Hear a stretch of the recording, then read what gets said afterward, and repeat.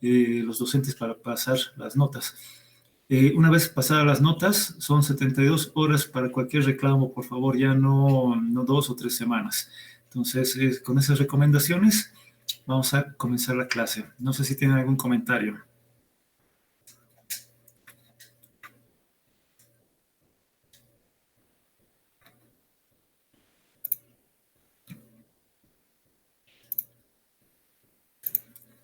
Bueno. También comentarles que 2 o 3 clases más nos quedan y luego examen final y se acaba todo su semestre, por si acaso. Vamos a grabar esta clase, como siempre lo hacemos. Listo. Y vamos a hacer la presentación.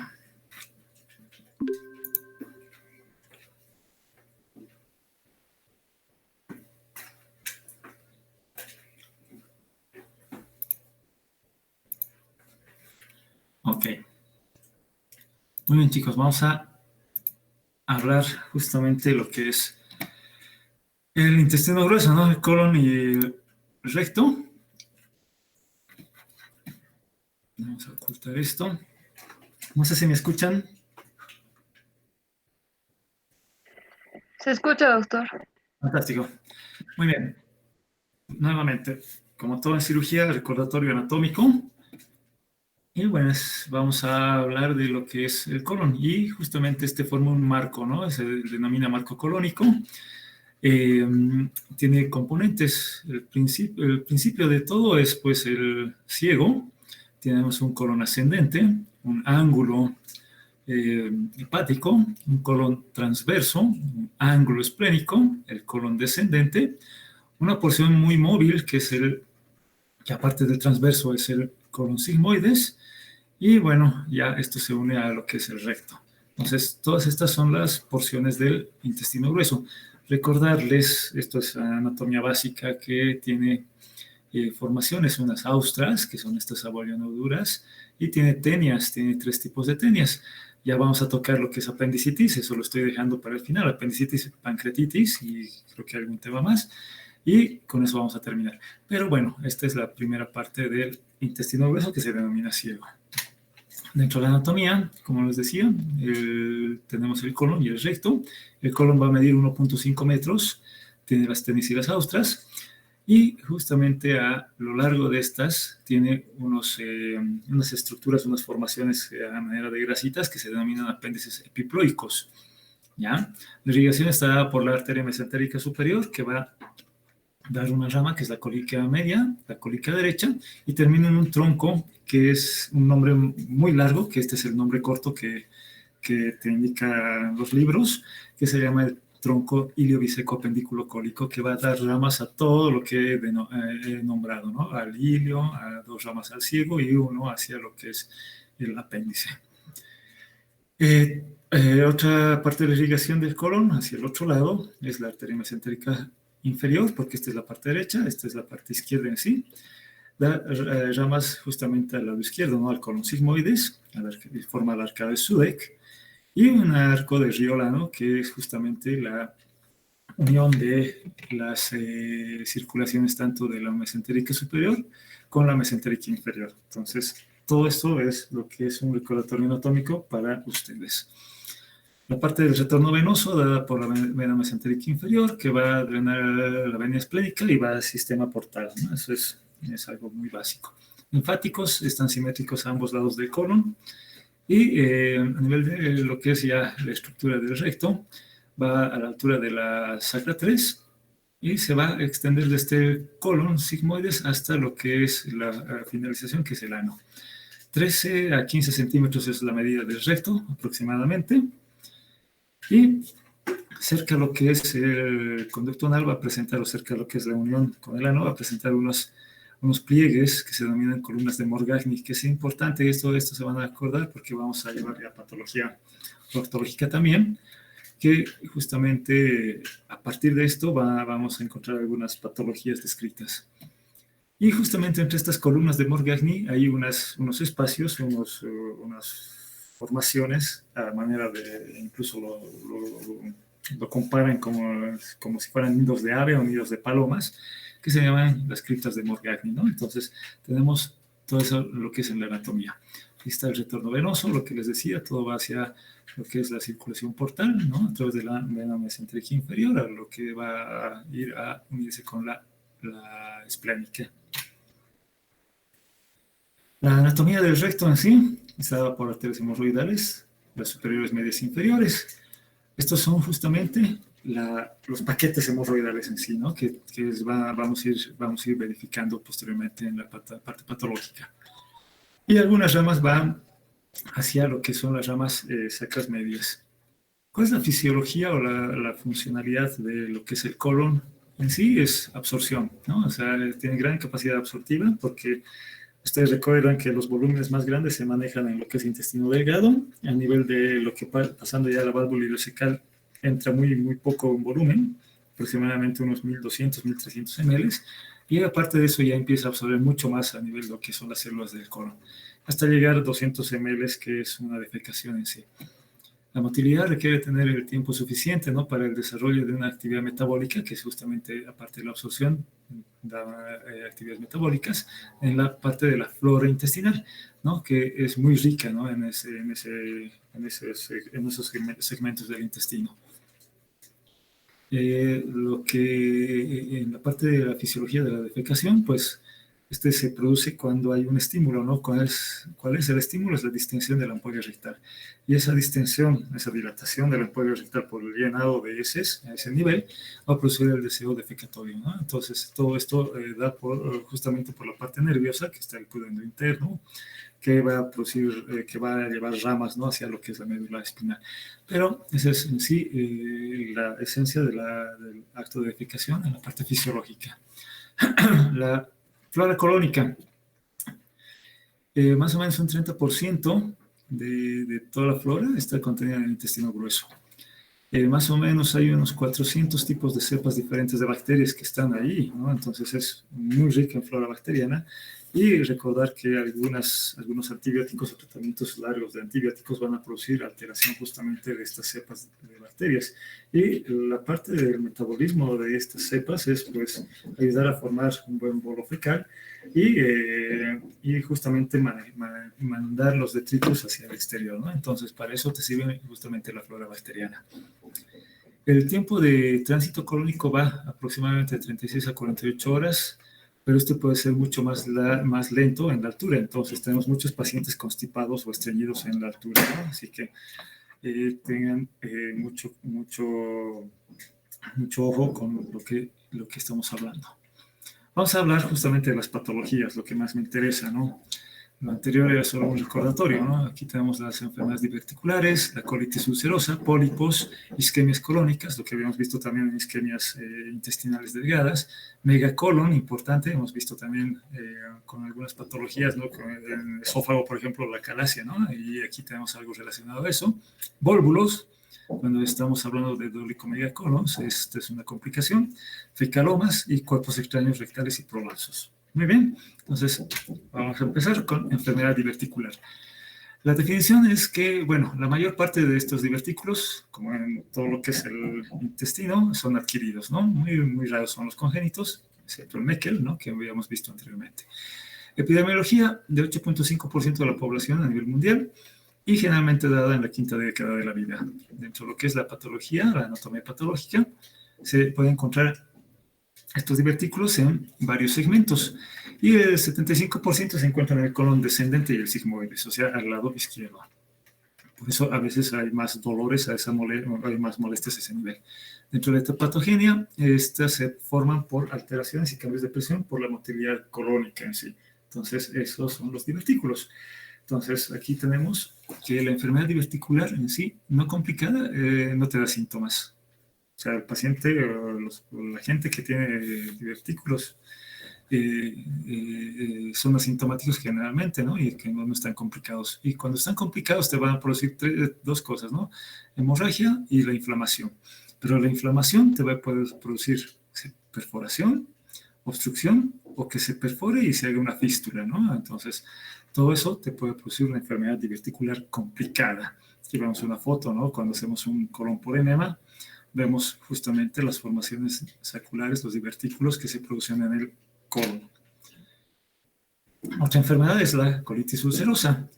Como su definición indica, que es una enfermedad inflamatoria, por eso colitis, ¿no? Es una enfermedad inflamatoria que se inicia en la mucosa rectal. Va a comprometer el resto del colon de forma simétrica y ascendente. ¿Se acuerdan cómo era el Crohn? Era asimétrica, ¿no? Entonces, esto es diferente. De etiopatogenia está dada por presencia de antígenos microbianos o de otro tipo, ¿no? Que va a ingresar a través del epitelio intestinal de la mucosa y va a producir una respuesta inmunológica que se denomina citopática con aumento de las inmunoglobulinas G. Entonces, eso te traduce la inflamación. Dentro de la anatomía patológica, hay múltiples ulceraciones a nivel de la mucosa o la serosa puede ser blanquecina, ¿ya? Como las úlceras aftosas de la boca, más o menos es esa comparación en la colitis ulcerosa. Clínicamente, lo que le llama la atención al paciente es que aumenta el número de posiciones. Pueden ser desde 4 hasta incluso 20 veces por día, ¿no? Entonces es tremendamente alto. Y generalmente esas deposiciones son líquidas. Dolor abdominal, náuseas, vómitos. Al tener náuseas y vómitos, el paciente no quiere comer, entra en anorexia. Y como es una enfermedad inflamatoria, puede tener alzas térmicas, ¿no? Incluso llegar a la fiebre. Dentro de las manifestaciones extraintestinales, ya que estamos hablando de que puede haber complejos de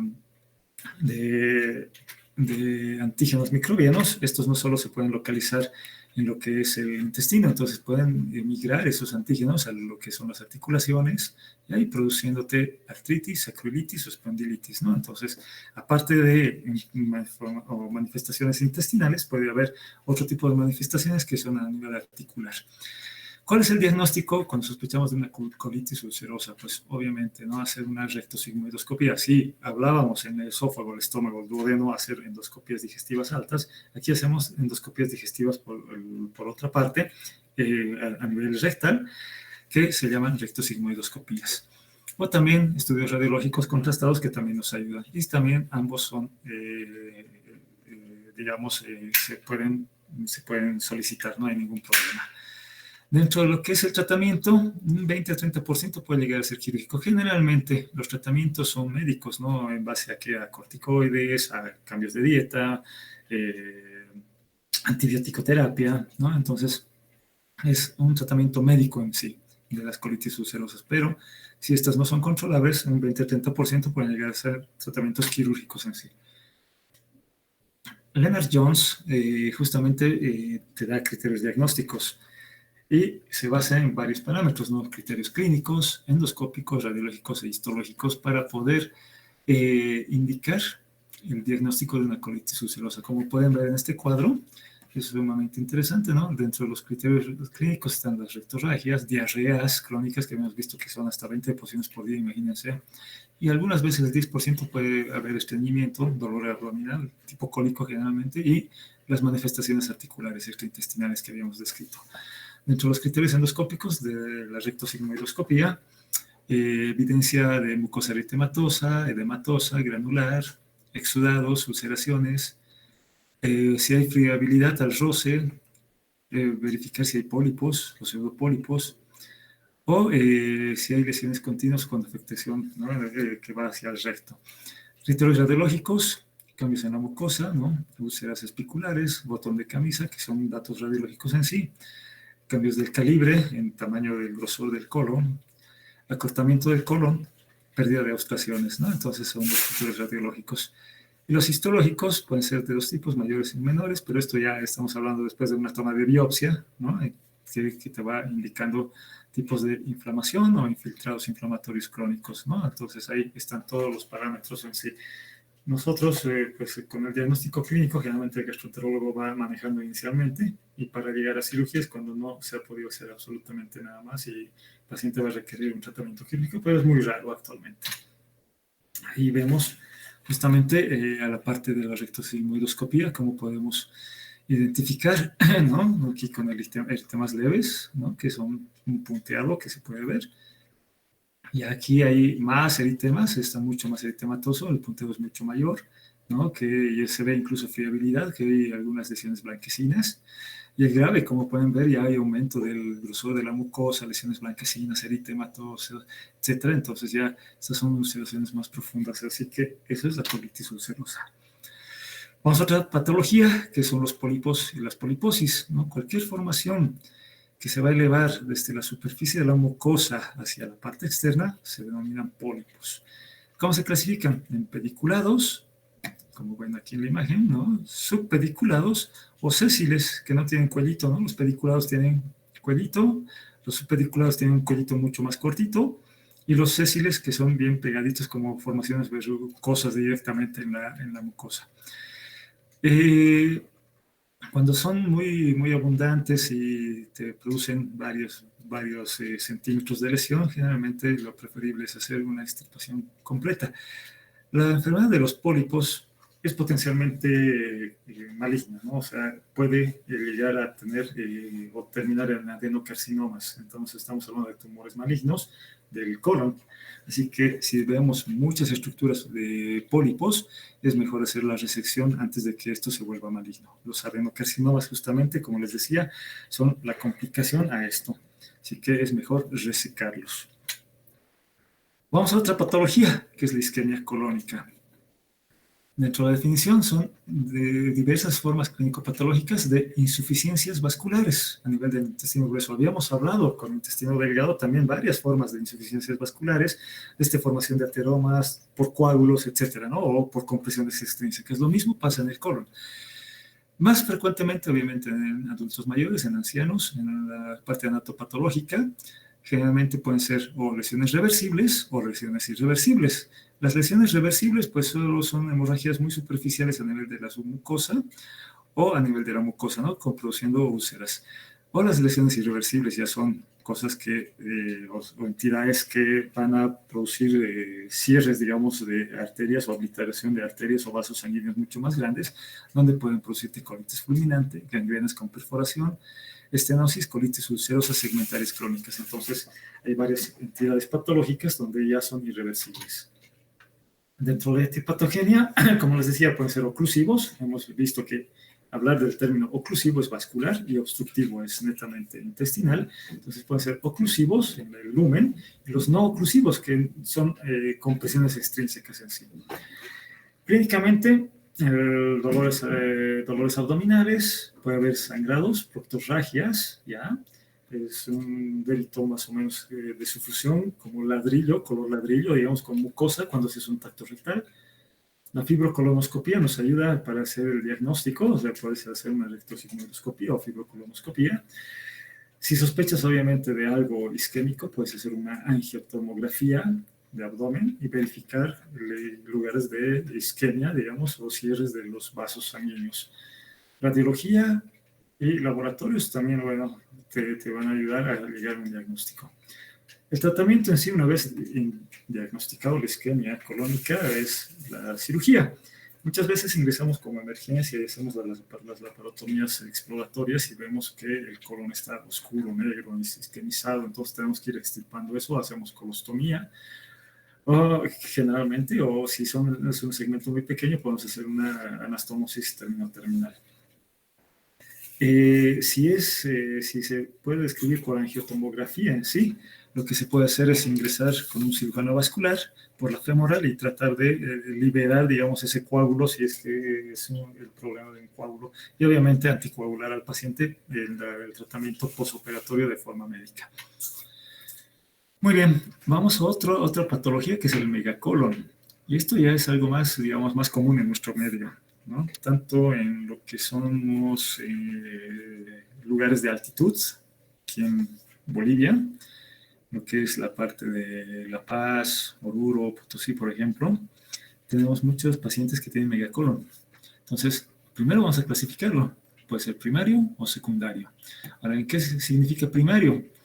Tenemos dos, que es la enfermedad de Hirschsprung, que es congénita, ¿ya? Es una ganglionosis congénita, ya no se sabe cuál es la causa, si nacen, y la enfermedad disganglionar del adulto, que está relacionada a un parásito, que es la enfermedad de Chagas. ¿Se acuerdan en esófago que hemos llevado a Calasia? Esto es lo mismo, pero a nivel de colon. Y el secundario Este es el más común en nuestro medio, el andino, ¿ya? Y el psicógeno. Pero obviamente el andino es lo que más operamos nosotros aquí en nuestro medio.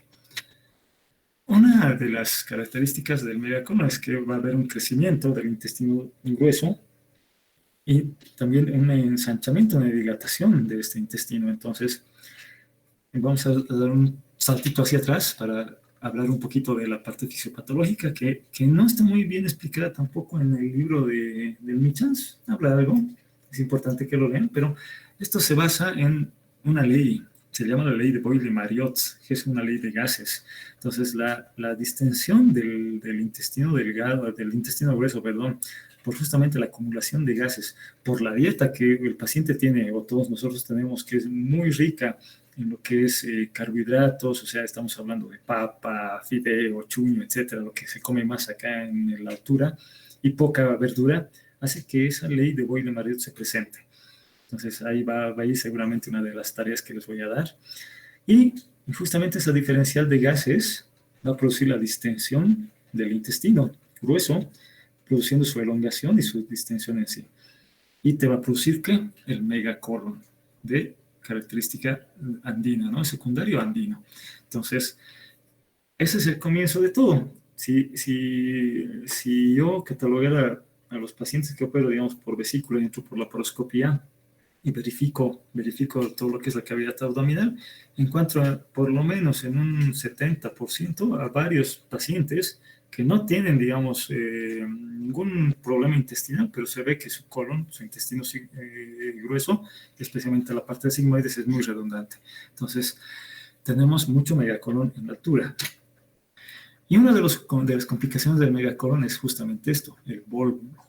¿Y cómo se define? Es la torsión del colon sobre su eje, así de simple. O sea, se tuerce, ¿ya? Se tuerce el colon y se estrangula en sí, ¿no? Y clínicamente hay una triada que está descrita en un libro que justamente ha sido escrito entre Perú, Ecuador y Bolivia, y nos denomina una triada que se llama de Benn-Wall. Esta tiene una distinción asimétrica del abdomen, tiene ruidos de timbre metálico cuando haces la auscultación, o hay un silencio total, y la ausencia de eliminación de heces y gases. Entonces, si se cumplen esos tres parámetros, pues estamos pensando que puede ser un vólvulo de sigmoides, obviamente asociado a lo que estamos viviendo. Estamos viviendo en La Paz, estamos viviendo en El Alto, estamos viviendo en Potosí, en Oruro, etcétera, ¿no? En lugares de más de 3.000 metros de altura sobre el nivel del mar. Cochabamba, que es menos de 3.000 metros sobre el nivel del mar, no hay tanto vólvulo, ¿ya? Y se ha visto que justamente las poblaciones que están arriba de los 3.000 metros tenemos mucho más de esto, obviamente relacionado al megacolon. ¿Cuál es el diagnóstico? Aparte de lo que hemos visto, la parte clínica, la parte radiológica. Vemos una imagen en grano de café. Aquí les voy a adelantar un poquito. Justamente es esto, ¿no? Se ubican como es un grano de café, ¿no? Es ovalado y tiene una rayita al medio, y justamente es eso. Vemos una imagen en grano de café. Y eso te traduce un vólvulo, ¿ok? Podemos hacer una rectoscopía y podemos encontrar el signo del remolino, que es justamente que el intestino se ha torcido y por dentro vemos como si estuviera como una media doblada, ¿no? Cuando lo enrollas. Al tacto rectal, pues ausencia total de heces fecales. Puede haber, si está ya mucho tiempo, más de 3 días, puede haber delitos de sufusión, igual que en las isquemias colónicas que hemos visto. ¿Por qué? Porque está sin irrigación sanguínea adecuada por la torsión que tiene el segmento, entonces podemos encontrar eso. El tratamiento puede ser quirúrgico, puede ser endoscópico, de acuerdo al tiempo de evolución. Si el tiempo de evolución es menos de 24 horas, pueden animarse a hacer una devolvulación por vía endoscópica o rectoscópica. Entonces se hace la devolvulación rectoscópica y se deja un tutor que es una sonda rectal. Pero si pasa más de 24 horas o realmente el paciente generalmente no te dan datos fidedignos, especialmente aquí en el Alto, donde yo trabajo, ¿no? Sí, ayer nomás estaba mal, ya he visto 3 días mal, ¿no? Entonces, tú quieres hacer una devolvulación rectoscópica, pues ves todo negro, entonces al final terminas operando. ¿Y qué hacemos? Entramos a cirugía, hacemos una laparotomía, encontramos como está distendido totalmente el intestino grueso, ¿no? Este isquemizado, etc. Distorsionamos, sacamos el segmento afectado, cortamos y unimos los dos segmentos que están funcionantes, si es que nos da la capacidad de unir. Si no nos da la capacidad de unir, cerramos este segmento que va al recto y esto lo sacamos hacia la pared, se llama colostomía. ¿Ya? Entonces, esas son las alternativas. Y esa colostomía se llama tipo Hartmann. ¿Ya? Este autor americano, justamente la técnica quirúrgica que ha descrito hace muchos años atrás, ha descrito justamente esta colostomía tipo Hartmann, que es para cáncer de colon sigmoides y recto. Entonces, tú hacías la resección del tumor y le sacabas justamente el segmento el segmento proximal hacia la pared. Obviamente que hemos utilizado justamente esa descripción de Hartmann, nosotros como cirujanos de la altura, digamos, para hacer justamente dividir este Hartmann en Hartmann 1 y en Hartmann 2. Hartmann 1 es justamente hacer la colostomía después de devolver al paciente, que es el primer tiempo de Hartmann, que nosotros sí lo denominamos y están descritos en los libros, ¿ya? Y el segundo tiempo de Hartmann, o el Hartmann 2, es cuando agarramos esa colostomía que está hacia afuera y volvemos a unir los dos segmentos, ¿ya? Entonces, eso es en cuestión a lo que es la cirugía en sí. Ya lo hemos visto, ahí tenemos justamente el vólvulo, miren cómo está estrangulado, ¿no? Está estrangulado aquí, estoy acá, entonces vamos liberando todo eso y distorsionando y vamos a hacer las resecciones. Muy bien, ¿hasta ahí alguna duda antes de seguir? No sé si tienen alguna pregunta. Bueno, creo que no hay nadie. Vamos a continuar con los fecalomas. Dentro de las obstrucciones intestinales bajas, al igual que lo que hemos visto, el vólvulo de sigmoides, otra entidad es el fecaloma. Entonces, obstrucción intestinal baja, pues voy a retroceder un poquito para que me entiendan.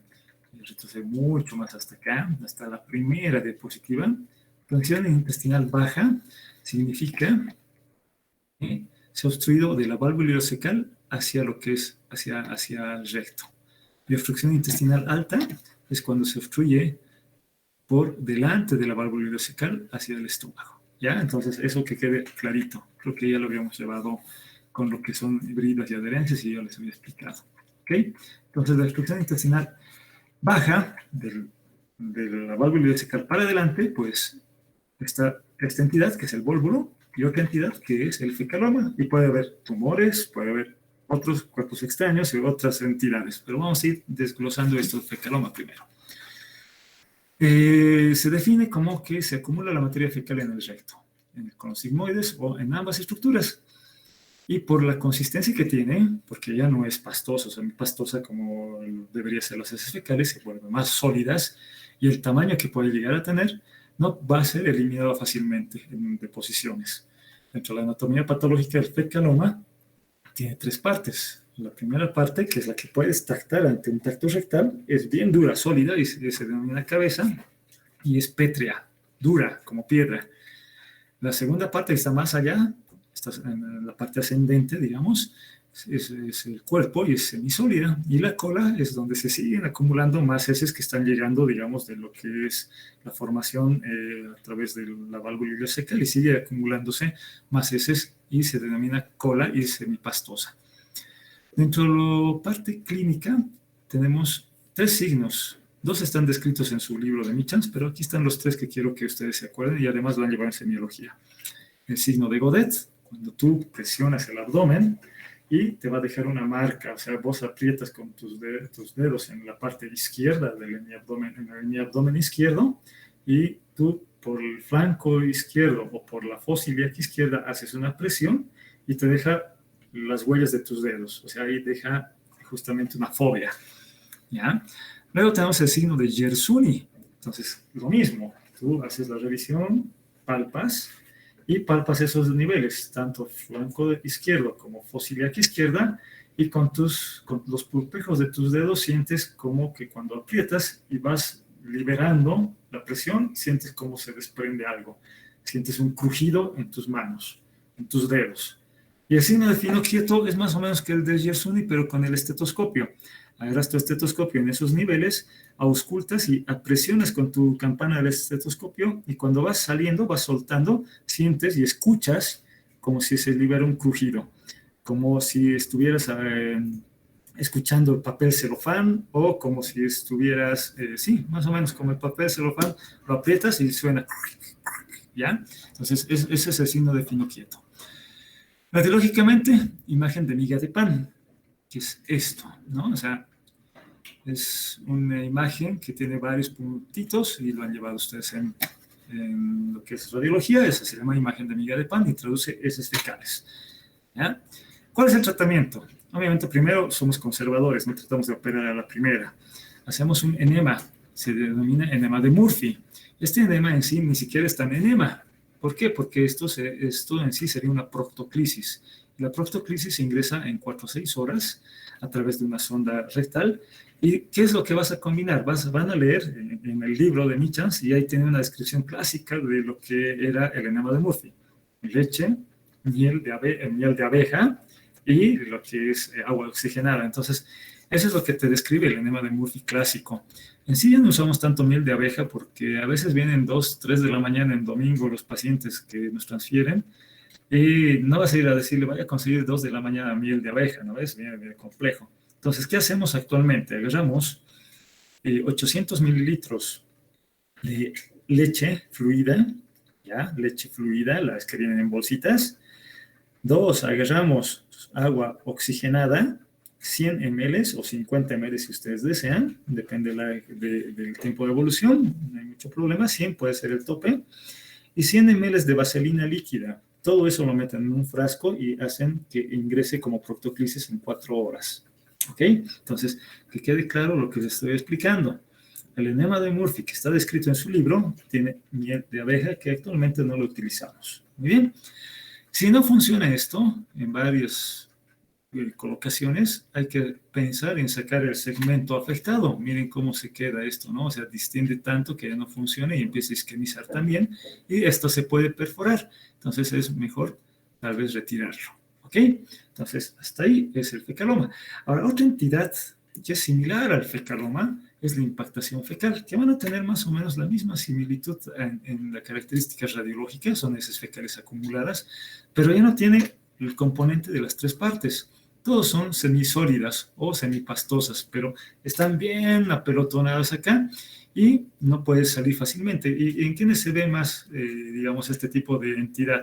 En pacientes que son parapléjicos, en pacientes que no caminan mucho, en ancianos, digamos, que están totalmente en decúbito y no se están movilizando. Entonces pueden tener una entidad que se denomina impactación fecal y no es en sí un fecaloma. Entonces, ya no con enema de Murphy, o sea, utilizamos enemas evacuantes, o incluso en quirófano hacemos extracciones manuales para retirar con la mano todo esto, ¿ya? Entonces, esas son las 2 entidades que son diferenciables entre lo que es un fecaloma y otro que es impactación fecal. Muy bien, no sé si tienen alguna duda hasta ahí. Ya. Otra entidad que también es obstructiva, obstrucción intestinal baja, estamos hablando todavía, son presencia de cuerpos extraños rectales. Esto es totalmente llamativo también porque son ciertas personas que pueden llegar con estas características. Es la presencia justamente de cuerpos extraños que han sido introducidos a través del ano. Pueden tener dolor, tenesmo. Generalmente el paciente no te quiere explicar muy bien qué ha pasado. Eso ya ha pasado, incluso en el hospital de Nuestra Señora de la Paz he tenido casos y les voy a mostrar algunas fotos. El examen físico, hay que hacer un tacto rectal para verificar. Obviamente, si como todo proceso obstructivo intestinal bajo, hay que sacar una radiografía, y en la radiografía se puede evidenciar cuerpos extraños, ¿no? Bueno, aquí han encontrado botellas, bueno, este es un cassette antiguo, frascos, etcétera, y pues una infinidad de situaciones que hemos encontrado. La extracción manual puede ayudar con relajación, con una anestesia raquídea, por rectoscopía también. O en último caso hay que operarlo, hacer una laparotomía y termina o algunas veces en colostomía, o sea, llegar a algo tan grande, ¿no? Entonces aquí, pues, hemos tenido, este es un caso real del Hospital Nuestra Señora de la Paz. Ustedes se están formando ahí. Esto ha pasado hace por lo menos unos 8 años. Llegó un paciente y que indicaba que no podía tener deposiciones. Encontramos la imagen radiológica, pues esto, que es muy evidente, una botella. Bueno, empezamos a hacer la extracción. Y más bien, gracias a la anestesia raquídea, pues ha relajado muy bien y hemos podido extraer, como pueden ver. Muy bien. Eso es lo que tenemos. Entonces, hasta ahí encontramos muchas entidades obstructivas, ¿no? A nivel de lo que es el colon y el recto. Vamos a hablar ya a nivel de lo que es el recto, otra patología que es el prolapso rectal. ¿Y cómo se define esto? Como una intususcepción rectorrectal. Ahorita van a ver qué es esto, intususcepción, o sea, la misma pared, la misma mucosa del recto, como si fuera una media, empieza a desenrollarse sobre sí misma. Entonces, eso pasa en todas las capas del recto. Se da 8 centímetros del margen anal y puede ascender incluso y se exterioriza hasta 2 hasta 15 centímetros. O sea, puede ser muy evidente, muy grande, como en este caso, ¿no? El diagnóstico es justamente el paciente se da cuenta que ha tenido un prolapso, o sea, sensación del prolapso, un cuerpo extraño o algo, una sensación de que tiene algo ahí, tenesmo y proctorragia. ¿Por qué? Porque la mucosa está expuesta hacia el medio ambiente y se va desecando y empieza a sangrar. Dentro de los prolapsos pueden ser producidos por algún factor o pueden ser incluso congénitos. Hay pacientes que desde niños tienen prolapsos porque tienen una alteración, una malformación en las estructuras de sostén de lo que es el recto. Entonces empiezan a prolapsar y al principio pues los papás los van metiendo con sus deditos el recto, ¿no? Y se van acostumbrando. A pesar de que hemos tenido algún caso que era un paciente de 20 y tantos años que se acostumbró a vivir así, él introducía con su dedo ya el prolapso porque pensaba que todos hacían lo mismo, hasta que obviamente ha prolapsado tanto que ha necrosado la mucosa y al final terminó en colostomía y se quedó con una colostomía definitiva. Lamentablemente eso por irresponsabilidad de los papás. Pero en otras situaciones, cuando son provocados por otras causas, son justamente los cambios de presión. ¿Y en quiénes vemos más esto? En embarazadas, trabajos de parto prolongado, mujeres que tienen muchas horas de trabajo de parto, pueden producir lo que les he mostrado. Y lo mismo, ¿no? Tenemos que tratar de evitar que pase eso. Si es el prolapso reciente, se puede reducir. Se pone un poco de solución dextrosa, que es lo ideal para bajar el edema, y con la misma mano se puede ingresar esto, si es reciente. Pero si ha pasado más de 24 horas, 48 horas, etcétera, etcétera, eso es imposible de reducirlo, ¿ya? O sea, es imposible. Y termina en cirugía. Ok, entonces, dentro de lo que es el tratamiento quirúrgico por vía perineal, introduces y puedes poner los soportes, que sería lo ideal y no ser tan invasivo, digamos. Y si ha pasado mucho tiempo, por vía abdominal, ¿no? Una laparotomía exploratoria y por dentro traccionar todo lo que es el segmento rectal. Entonces, eso es en cuanto a lo que son prolapsos rectales. Y algo que tenemos que complementar a este tema son justamente las colostomías, lo que les hablaba, ¿no? Hablamos hace rato de colostomía, y nadie me preguntó qué es una colostomía, supongo que todos saben qué es una colostomía, pero vamos a definirlo. También se denomina ano contra natura, ¿ya? Está muy claro la definición. ¿Y en qué consiste? En derivar el contenido colónico a través de la pared abdominal, o sea, sacamos el colon a través de lo que es el flanco izquierdo, flanco derecho, lo que sea, ¿no? Sacamos el colon a través de la pared abdominal.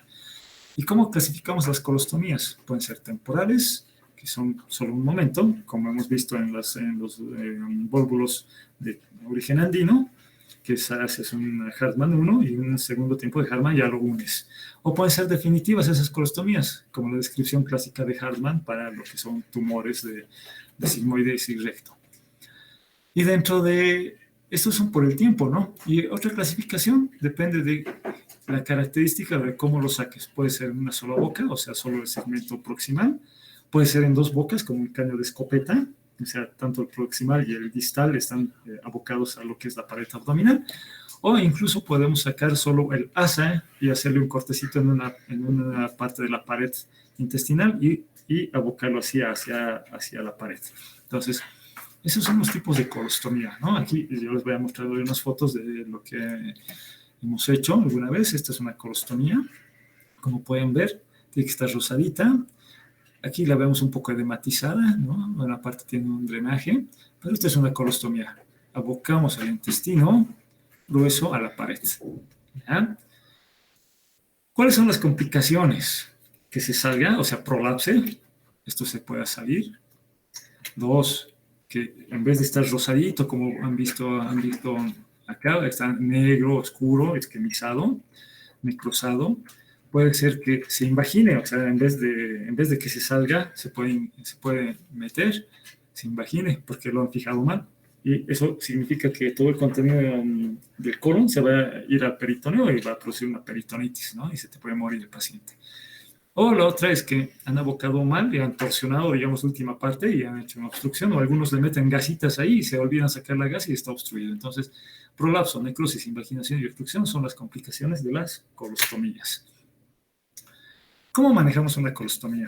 Obviamente, hacemos limpieza de la mucosa, siempre limpiar después de cada deposición sería lo ideal, o obviamente es medio complicado porque no controla ningún esfínter, el paciente no puede controlar eso, y va directamente a una bolsa de colostomía que las diferentes empresas pueden venderte, desde las más baratas hasta las más caras, que te ayudan a tener en tiempos, digamos, las más baratitas te duran para una deposición, en cambio las más caritas te duran para hasta 3-4 días, entonces puedes ir cambiando la bolsa.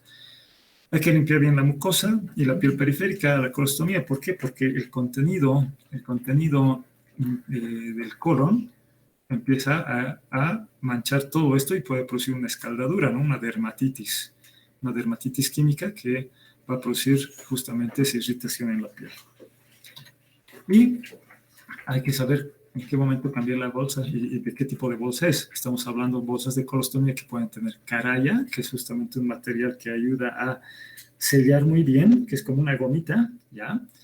O la adhesiva directamente, que es como que agarras un sticker, ¿no? Y lo pegas, ¿no? A la piel directamente. Entonces, es de esas formas las bolsas de colostomía. Muy bien, chicos, no sé si tienen alguna duda, porque esta es la última diapositiva, es el final de la presentación.